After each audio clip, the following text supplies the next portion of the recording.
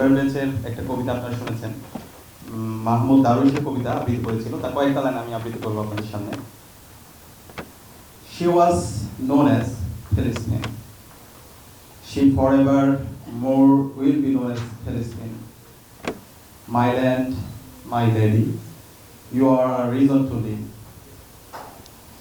ফিলিস্তিন আমাদের আবেগের জায়গা, মিরাজ এবং ইসরার ভূমি।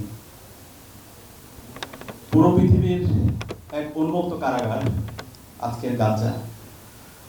বছরের পর বছর ধরে ফিলিস্তিনের মাটিতে ইসরায়েলি জায়নিস্টরা বোম্বিং করছে, আমাদের লক্ষ লক্ষ ফিলিস্তিনিদেরকে তারা হত্যা করেছে, শহীদ করেছে।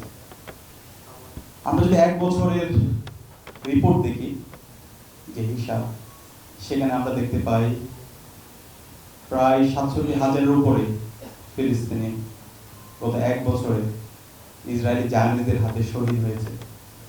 ২০,০০০-এর উপরে শুধু শিশুরাই শহীদ হয়েছে, যেটা হিসাবের মধ্যে আছে। এর বাইরেও হাজার হাজার ফিলিস্তিনি নারী, শিশু, বৃদ্ধ, যুবকরা ইসরায়েলি জায়নিস্টদের হাতে প্রতিনিয়ত শহীদ হচ্ছে। হাজার হাজার লক্ষ লক্ষ ফিলিস্তিনিরা প্রতিনিয়ত গাজী হচ্ছে।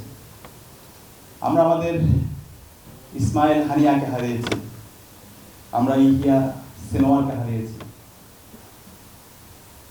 জুলাই বিপ্লব যখন বাংলাদেশে হচ্ছিল, সেই জুলাই বিপ্লব চলাকালীন সময়ে আমাদের অনুপ্রেরণার জায়গা ছিল ফিলিস্তিন।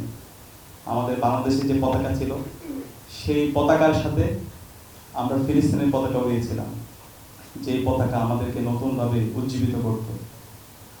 আপনাদের মনে থাকার কথা, অগাস্টের একদম শেষের শুরুর দিকে ২ অগাস্ট, ৩ অগাস্ট, ৪ অগাস্ট যখন খনি হাসিনা প্রতিদিন ১৫০-২০০ আমাদের ভাই বোনদের শহীদ করছিল, সে সময়ও আমাদের বাংলাদেশের পতাকার সাথে আমরা ফিলিস্তিনের পতাকা উড়িয়েছিলাম। ৩৬শে জুলাই, ৫ অগাস্ট ২০০০ ভাই বোনের শাহাদাতের মাধ্যমে আজকে আমরা আজাদি পেয়েছি। ৪০,০০০ আমাদের ভাই বোনদের গাজী হওয়ার মাধ্যমে আজকে আমরা নতুন বাংলাদেশ পেয়েছি। কিন্তু দীর্ঘদিন ধরে আমাদের ফিলিস্তিনের ভাই বোনদের শাহাদাত, গাজী হওয়া, আজকে এখন পর্যন্ত আমাদের ফিলিস্তিনি ভাই বোনরা আজাদি পায়নি। আমরা বিশ্বাস করি খুব দ্রুত সময়ের মধ্যে আমাদের এই ফিলিস্তিনের মজলুমরা তারা আজাদি পাবে। একই সাথে আমাদের আরকান, আমাদের কাশ্মীর, সারা বিশ্বের নিপীড়িত মানুষরা আজাদি পাবে, আমরা বিশ্বাস করি। আমরা আমাদের এই বাংলাদেশকে, আমাদের ঢাকাকে গ্লোবাল সলিডারিটি হাব বানাতে চাই। আপনারা দেখতে পাবেন যখন গাজার মধ্যে সিজ ফায়ার হয়, সারা বিশ্বব্যাপী একটা ফেস্টিভ মোড বিরাজ করে।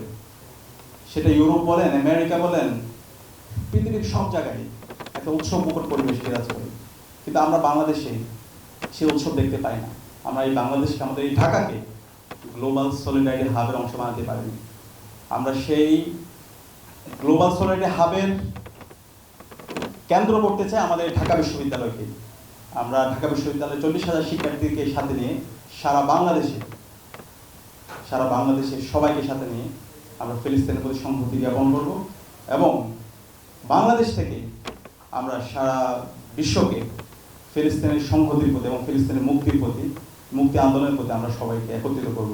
এবং আমরা বিশ্বাস করি from the river to the sea, ফিলিস্তাইন must be free, ইনশাআল্লাহ।